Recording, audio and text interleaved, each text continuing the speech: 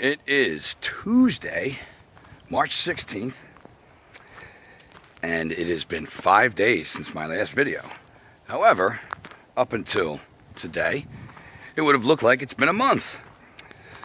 But my last two videos, of course, if you don't know, were given strikes. However, my latest appeal for my latest video, I received an email this morning, saying that it was reviewed and that it did not violate their guidelines and it was a mistake, and the video has been placed back up and the strike taken down. So I only have one strike now on my channel, and it seems some human being somewhere with a soul did the right thing, because I would say it was maybe flagged by a bot or something, because the reality of it is I'm just a dude walking through the woods talking about his life experiences, and everyone has a right to do that. I don't claim to be a doctor walking around with a thing on my head and a stethoscope and a scientific master's degree and, you know, degrees in virology and biology. I proclaim to be exactly who I am. So, so generally just say, oh, medical information, when my last video did nothing but talk about my experience in taking a road trip down to Arkansas and the differences in the states along the way and Arkansas itself when I went down for my father-in-law's funeral a couple of weeks ago, which is one of the other reasons I didn't get right back on when my other strike was lifted. So I would encourage you, if you want to watch it, the last video, to do so. So I'm not going to ramble on much here and take away from that, because really, this is the first day it would have been up. It got 12 views in 2 hours, and then it disappeared the night it went up, Thursday night. Went up about 10:30 p.m. Eastern, and it was gone by 12:30 Eastern. So in that video, I even said, we'll see how long, you know what I mean? It's crazy. But again, doesn't mean I don't appreciate whatever person did actually review it and realize, put it the fuck back up. So that being said, without getting all contemplational and emotional and philosophical, I wanted to address the fact that, you know, small little accounts like this and anybody that's doing anything to speak out about what they know to be right, especially when it comes to the foundational aspects of morality and rights and freedom, history, repetitive pattern, the correlative points of research, things like that, whether they're someone with 100,000 subscribers or 1.5 million, whether they've been around for 30 years or 3 or a month. It's going to take people speaking out, speaking their true feelings. What most people see when they look at this is a flu with 99.00, what is it, 2 or something % chance of dying from. Not saying people don't die from the flu, but the realization is that their own numbers, their own expert numbers tell you this. So to see that should make you want to ask questions. Now, whatever you come to the conclusion of at the end of those questions is your right. Even if you think, okay, man, I think I should wear a mask and I should get a vaccine and I'll be protected. That's fine. The problem is when people push this onto others. They don't have a right to not only push things onto others, but literally things that people who, based on their own understanding of their own ownership of their body, choose not to do to themselves. So I really come from that aspect. And to contemplate on that and life itself, the Monopoly board we were all running at some points in our lives, some as short as a year ago. A year ago this began here. certainly earlier in other places.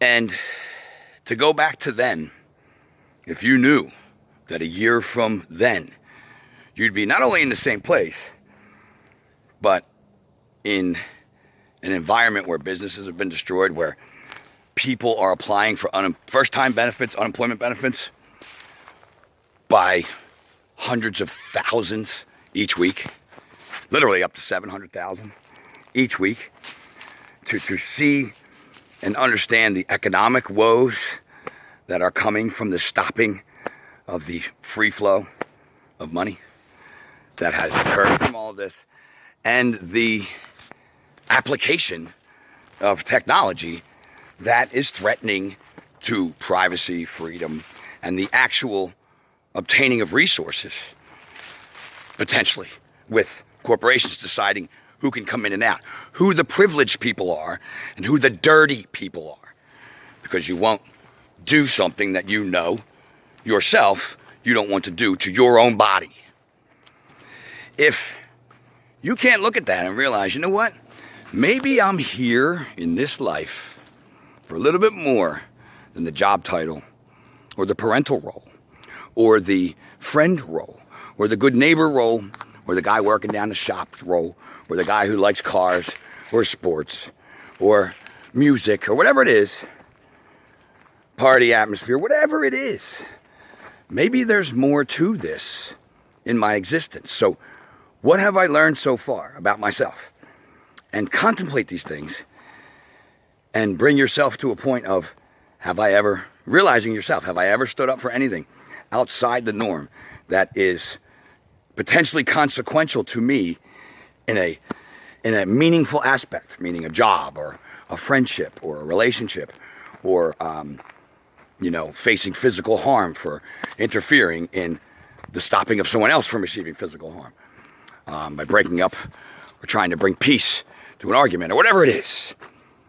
And if the answer is no, well, then you need to look in that mirror and ask yourself why. What has stopped you? What have you seen that you haven't?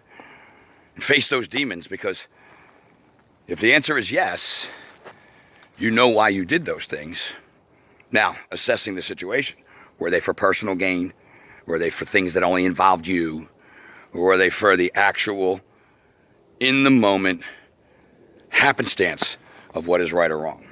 I can look in the mirror and know that every decision I've made to do so, whether it was good or bad for me, was made based on that. Most of the things I've gotten most of the shit for had nothing to do with me, whether it's at work or just a policy or something going on around me that is highly, highly wrong, including physical altercations.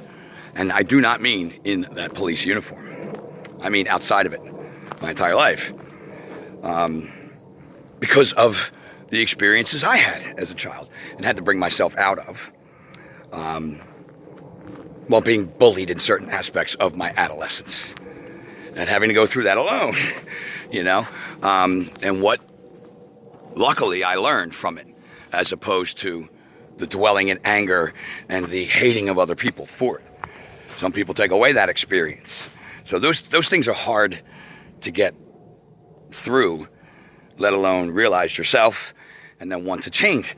But these are the things that have to be done if you're going to be strong enough to know that your divine spirit, your soul, your awareness, your consciousness, that whether you're religious or not or scientific, has been proven scientifically to exist outside the body in its origin.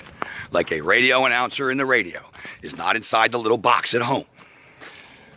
Whatever angle you're coming from, and realizing that that divine spark is eternal, that is the all, that is each and every one of us, that is everything, and that this brief experience is a gift to bring true freedom, the understanding of what is right, and standing in truth and morality.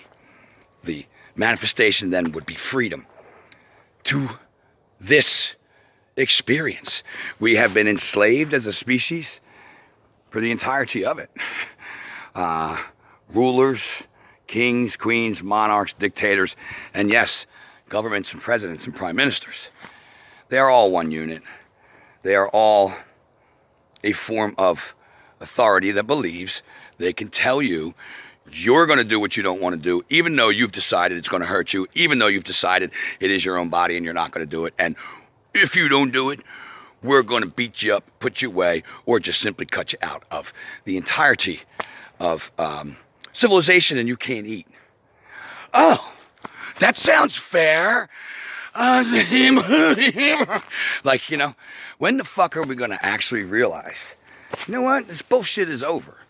This is not the lesson I'm taking out of here, is to capitulate and show those that emulate me, whether it be friends or family, my children, neighbors, whoever, that that's the way to be. Because that's why we're in this mess.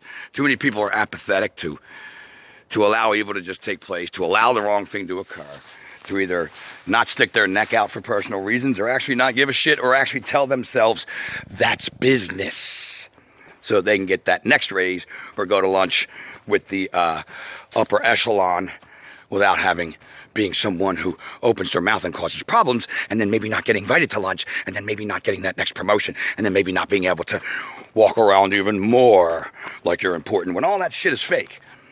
Because all that shit is owned by these motherfuckers right now. You're either gonna do what they say or you're gonna lose that. According to them, simply taking your own power back and understanding, no. Not gonna happen. Saying no, not doing it. And more people individually understanding that the power is with us to stop them from doing it, because we're the ones that have to comply to this nonsense. Of course, you're gonna have people, knee deep in fear, because we've had years of absolutely horrible parenting and poison indoctrination as a substitute.